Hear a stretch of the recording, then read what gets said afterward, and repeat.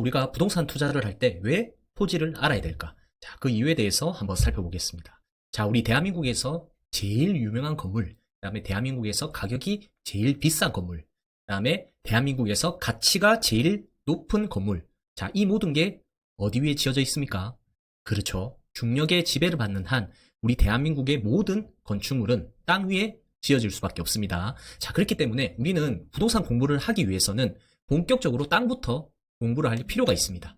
자, 우리 전국 땅값 1위 네이처 리퍼블릭, 정말 유명한 건물이죠. 요즘 1등은 바뀌었다고 하는데 아무튼 과거부터 오랫동안 독보적인 1등이 바로 네이처 리퍼블릭 건물입니다. 자, 여기가 명동역 4호선 바로 뒷블럭에 위치한 코너 자리 땅이고요. 자, 이런 식으로 건물이 지어져 있습니다. 자, 우리 건물값 1위 이렇게 표현 안 하죠. 땅값 1위라고 표현을 왜 할까? 자, 그만큼 땅의 비중이 높다는 걸 알 수가 있습니다. 자, 우리 건물은 점점 시간이 지나면 감가가 됩니다. 자, 그런데 땅은 점점 시간이 지나면 지날수록 그 땅의 그 위치는 거기밖에 없기 때문에 땅값이 당연히 올라갈 수밖에 없습니다. 그래서 그만큼 건물의 비중보다는 땅의 비중이 높다. 자, 이렇게 표현할 수가 있고요. 자, 이 땅의 역사를 살펴보면 1999년입니다. 자, 우리 대한민국 IMF 때 서울중앙지법에서 경매로 이 물건이 나오게 되었습니다. 자, 감정가가 50억이 넘었거든요. 자, 그런데 현재 실제 주인이 써낸 낙찰 가격은 41억 8천만 원이었습니다. 그래서 과거에 이 한일그룹이라는 전 회장이 가지고 있었는데 IMF 때 1998년이죠.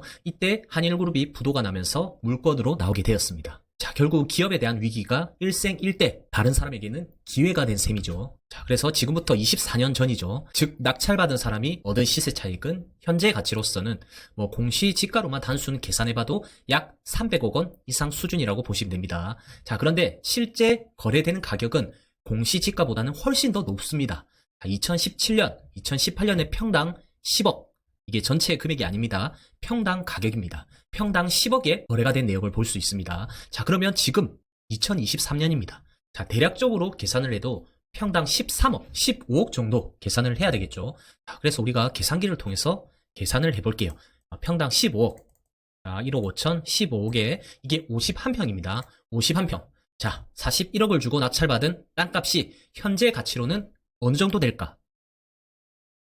평당 15억에 51평을 곱하면 약 765억 원이라는 돈으로 환산이 되는 겁니다. 자, 그런데 더욱 무서운 게 이겁니다. 2012년이죠. 이때 당시에 임차를 세팅했었는데 임차료가 보증금 50억에 월세 2억 6천에 세팅이 되었습니다. 1999년 낙찰받아서 약 10년 이상 지난 시점부터 보증금 50억으로 해서 자기 투자금이 전액 회수가 되고요. 그리고도 9억이 남았습니다. 그리고 매달 연세가 아닙니다. 월세입니다. 월세가 2억 6천씩 따박따박 들어온다 보시면 돼요. 자, 월세로만 거의 1년에 30억 정도 벌 수 있는 시스템을 세팅한 거나 마찬가지고요. 앞으로 이 땅은 하나밖에 없기 때문에 가격은 계속 올라가겠죠. 자, 그리고 뭡니까? 과거 대비 시세 차익.